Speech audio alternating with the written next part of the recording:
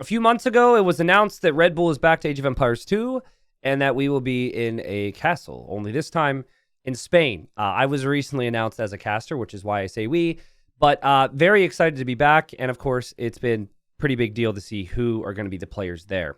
Now, this time, the format is more condensed. There will only be 8 players at the main event, and it will be a shorter time period of 3 or 4 days with some details that have yet to be announced in terms of how the formatting is and whatnot in that actual event.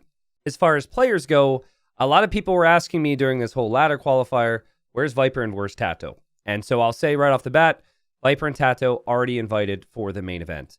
They were the previous winners of the previous lands, both in Heidelberg Castle, and so they were the natural invites for Red Bull. This is not new and has been the case for a couple months now.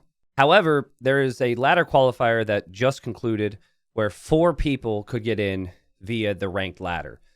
So playing the Empire Wars ladder, and it was based on the highest rating achieved throughout that period. Not the rating you ended at, but the highest rating achieved to incentivize people playing the ladder and not camping and sitting on their points, which I think was a good decision. It was really, really close. I unfortunately was away for the weekend and wasn't able to cast any of the games, but I was watching and keeping a very close eye on things.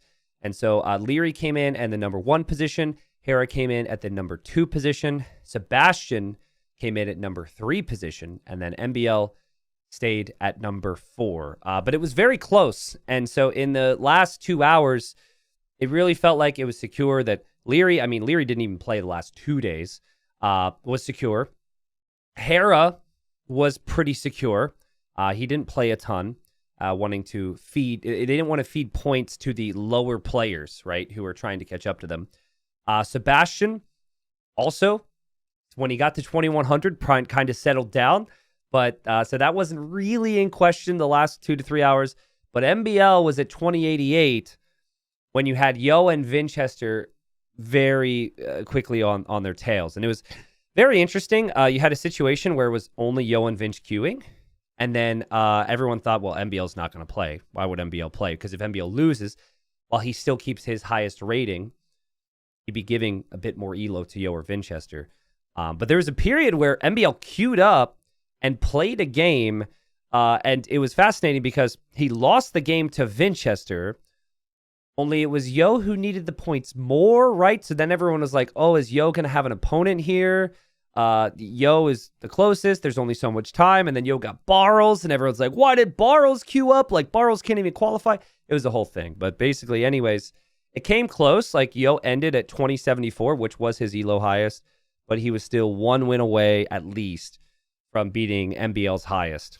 And so Leary, Hera, Sebastian, MBL, all invited to the main event, as well as Viper Tato.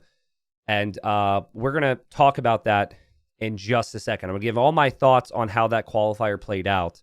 But I do want to mention there is a backup qualifier and or final last chance qualifier where 2 more people will go through. That bracket, when it eventually comes out, will be seeded based on the remaining ladder results, right? So Yo would be number 1 seed, Vinchester number 2, as a way to balance that out. I think they announced potentially up to 256 signups, so go ahead and sign up if you want to get your ass beat by a pro. And that will go over a week, which I'll obviously be covering and casting, and I will also make an update video to let you guys know kind of what happens there, as it's going to go down to just 2 more spots remaining for Red Bull El Renato, which I might need to say differently when I am in Spain. Okay, so I want to talk about this format because a lot has been said about it, whether that be from players or the community. I'm going to start with the positives, right? The number 1 positive really was just the absolute scenes near the tail end, right? It was cool. I was unfortunately not casting the last 2 days, but I was with friends and I'm just refreshing all the time and updating my fiance. This is what happened. And that feel is cool. And while that is similar to a normal qualifier, so-and-so just beat so-and-so and you're looking through it, it had a different feel to it because the format was different. And while I think this is also some ways a negative to the format, the fact that certain people would sit on their points and were like, ooh, I'm not going to take a risk. And there was that interesting little strategic aspect where you didn't know who was going to play. And then it's like, oh, so-and-so's actually risking it. That was cool. It added a lot of hype. And at least I could tell over the last couple hours as I watched as we got down towards the countdown that it was like, you cannot look away, right? Community sites were crashing. Like the sites that would show highest rating and current rating and whatnot were crashing left and right, which tells me that the usage had gone up big time. And so I think that's a sign of just how fun this unique format was, because we've never had a ladder qualifier before. I suppose another positive could be that, we got to see like actual tournament maps in ranked. Like that's very uncommon for events. Usually you have the tournament maps and then you have the ladder maps. In this case, because of Microsoft and Red Bull working together, people can play these maps. Anyone can play on the ladder, and we got to see that like well in advance, I think, of the actual tournament. So those are kind of like the big two positives. And I mean, the first one was just huge. It was genuinely hype. I don't care what anyone says. It was crazy. It was fun to watch. There might be some other small positives that people mix in, but that is like really my big feeling on that format. Now I want to talk about things I didn't like. And I think it's important to state that my feeling on certain aspects of this honestly come back to the percentage of people qualifying through the ladder. So previous Red Bull events, we were fortunate enough to have over 10 people at the event, right? Now there we had actual qualifying formats combined with invites. But, if it was 4 people qualifying through the ladder there, some of these things that I'm going to discuss, which I consider to be fairly brutal and really top heavy, wouldn't be as such, right? But the reality is we have 2 people invited for winning previously, which makes perfect sense. We then have 4 people through the ladder and then only 2 people through in a last chance qualifier. So this ladder format is like the biggest way to get in. And so that's why it's such a big deal, I feel, for everyone who's talking about it. And so I was thinking about it and I was like, well, what is a qualifier? A qualifier is to get the best players into the main event, right? Typically uses the main event settings or something very close to that. This particular format does not compare to tournaments, in my opinion. Now, I get it. They're on the maps, right? So it's the same maps, T90, but so many of the matchups were mirror. Players should go mirror. They didn't want to take any risks. There were certain civilizations that everyone kind of felt like was the best civilization on the map. Why would you try and break the status quo and lose the game and give precious points away? That is just, a disaster waiting to happen. When you look through, some of the player details, you could clearly see that in some cases, over 50% of players' games were literally with the same exact civilization. The ability to ban maps meant as well, we might only see one player play on 2 to 3 maps the entire time over hundreds and hundreds of games. So when you're looking at tournaments, you're going to have map draft and map bans. You're never going to have a single mirror civilization, and drafting is an important part of strategy. And when I think of Age of Empires 2, it's like each matchup, there's strengths and weaknesses at various stages. There's a flow to the game based on that. It was just Byzantines' War, Incas' War, Saracens' War, and few exceptions to it, maybe a Georgians' War, which just, I can't remember mirrors like that even back in 2015. So I think that was just really bad. Even forgetting how boring that could be for viewers, I don't think that is deciding the best player for the tournament. That's not going to have those things. Now, the other thing, which is, I feel, a negative, is how the ELO system kind of worked for this type of thing, right? So I'm going to give you an example that I remember. There were many instances where this would be the case, right? But, remember what they were trying to do was you get the highest rating achieved, not your current rating as what determines you getting in. So the logic would be then players will still play because if they win more, they get more highest rating. But that's not actually what was happening, or at least players had every right to be a little bit more hesitant to play. I'll give an example was when Hera played against Sebastian when Sebastian was 1900. Sebastian ended up ending third at 2100, but initially he hadn't played as much as Hera, and so he was 1900. Hera won 2 games against Sebastian, and he got sorry for not the specifics, but you'll get the point. He got plus 22 ELO for his 2 wins against Sebastian. And then he lost a game to Sebastian, and he lost like 24 elo or 23 elo. Essentially, Hera went 2-1 against a player who's clearly very good and ended up being third, and losing was way more risky than like the wins would offer as a pro, right? And so you're like, okay, well, what do you mean? Well, it's just so different than a best of 5. You know, you play a best of 5, Hera's up 2-1. That's huge. That's a big advantage to him. In the ELO format, it just became so risky for the upper players to play. Now, again, the other aspect of the way the ELO worked was like not just like losing to one individual player, but putting ELO into the ecosystem below. Vinchester and Yo played a lot of games against each other, right? If the upper players, the top 2 played, and they lost to Vinchester or Yo, Vinchester or Yo would say, let's get like plus 20 elo. And then that plus 20 elo could get passed along to someone else if they then beat Vinchester or Yo. Do you see what I mean? So it was about not necessarily not losing your own elo if you were top 4. It was about not feeding elo down to the other players that are going to inevitably be playing against each other to try and get in. And so that leads me to like kind of my next example of it, which I think MBL was so freaking smart for doing this. I would have done the exact same thing. But how many games were the players actually playing in the crunch time? MBL, he played 1 game on the final day. He played 1 game the day before that. He then played 3 games the day before that. So that is 5 games in 3 days. Vinchester, I believe, and it's really tough to add up because we actually run out of the data on the website that we're using here for the video. He played over 50 games in 3 days, all against fantastic opponents, of course. Like he was playing against Hera. One of the games is actually against MBL, Dogao, Kapuch, Nikov, ACCM. Like everyone was trying to get through. I'm sure there's some doubts in there. There's Sebastian's in there. The list goes on. And I just feel as though that's a big discrepancy, and the system incentivized just kind of sitting back and not taking risks. And then it was potentially even like a disadvantage for everyone 5th and below, because there's points out there that they didn't have access to. Their wins mattered less because those guys weren't playing. Does that make sense? So, you know, like mirror matchups, which I don't feel are part of Tournament Age of Empires.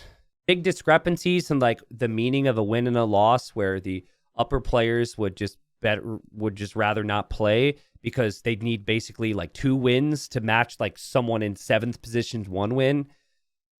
All that stuff, kind of the big reasons competitively why I feel like the format had some flaws. But the big one too, and this takes me back to my first point, is I think it is just incredibly rewarding for the top 4 and incredibly punishing for everyone else. Many players have been very outspoken about it. Many were since the start, but that this is just a brutal format. You look at 5th position down to 10th, for example, and you've got close to 1,500 games that were played over the course of the last 3 months. But more than anything, just the last 3 weeks, because that's when players really took it seriously. Those games, I know people will say that that's practice for the qualifier. It's not practice for the qualifier. It's not. It's all rotation of the same 3 to 5 civilizations. A lot of them are mirror matchups. It's not. It doesn't replicate true practice. It won't be anything like the best of 5s they'll play civ-wise. They will be encountering brand new matchups in this qualifier. I don't think it's comparable for practice for the most part. And if you grinded for hundreds and hundreds of games, you get 0 guaranteed reward. Whereas if you are top 4, you have the minimum amount of $9,000, which everyone likes to talk about. But realistically, first place, $45,000. Second place, $24,000. Third and fourth, $15,000, and so on. So then you got to look at this qualifier, this last chance qualifier, where all of these names that just missed the cut are going to compete. And there is $12,500 in that qualifier, which I'm so glad there's money in the qualifier. But it still feels very top heavy when you look at the main event versus the last chance qualifier. And the last chance qualifier only gets 2 people. It is very likely, I'm just going to read off some names that have played 250 games plus, and in some cases way more. Yo, Vinchester, Hart, Sito, ACCM, Doubt, They've been grinding like crazy. Very likely that, well, it is going to be the case that only maybe 2 of those names go through, if that, and the money amount shared is going to be very low. Now, it's not all about the money. What it is also about is time spent and the frustration and the stress, right? The players who already made it into the top 4 have been very outspoken about how unbelievably stressful it was. But everyone else, I think there's going to be quite a few names who are going to look back at this with some disappointment, as their friends and the event are all going on in Spain. They are not there. And they will quite simply look at their time and say, this was so not worth it for me. What on earth? Why did I even try? And that's disappointing. And that's looking past another topic entirely, where I actually feel like there's more potential for underdogs to win through a standard qualifier than playing 300 games better than the top 4 here in a ranked system. So if you looked at the ladder activity, it really wasn't that active beyond like maybe 15 to 25 players who thought they maybe had a chance. And even then, a lot of players stopped playing pretty early on. So lots to look at and feel kind of weird about, right? Now, I think the ranked qualifier was really cool, actually. And I think if you had 4 people going through from ranked, but simultaneously 8 people going through in a standard qualifier, suddenly these things aren't as pronounced. It's not as problematic because there's more opportunities for players. We'd still have our fun with the ranked, and then we'd have more people still making it into the event. Simultaneously, if we kept the same amount of invites, which is not going to be changed, of course, or just people qualifying in general, so 8 main event players, if the second chance qualifier didn't have 12,500, but it had like 30K, and you might be like, well, that's a lot, T90, but realistically, like that, I think is still under 20% of what the main prize pool is, but I can't do math. Then you have people who don't make it to the main event, grinded for weeks and weeks and weeks and months, and they still have some money to work with, which is a really big deal right now. I've been saying it for the last couple of years. For many players, they are 1 year of committing to the game where things don't click away from being like, you know what, I just got to spend less time on this game or leave the game entirely. It sounds extreme, but it's important that we still have our top players, the people who are winning, getting more money. You can't change that, but that there's got to be a sizable amount more getting spread to the people who are very close, very talented, but not quite making it. Everyone is really good. We want to encourage our players more than discourage them, which I feel this format lacked ever so slightly. Now, final thing on this point. This is a LAN event in a castle. And when I covered the last event in Heidelberg, everyone kind of left that event feeling like, oh, Red Bull's done now. Like, that was kind of it. I know there was never like any big like announcement or anything, but it was very clear to us, like, oh, this is it. Like, we enjoyed it, but this isn't going to happen anymore. So my feeling is that I'm just so grateful that Red Bull's back.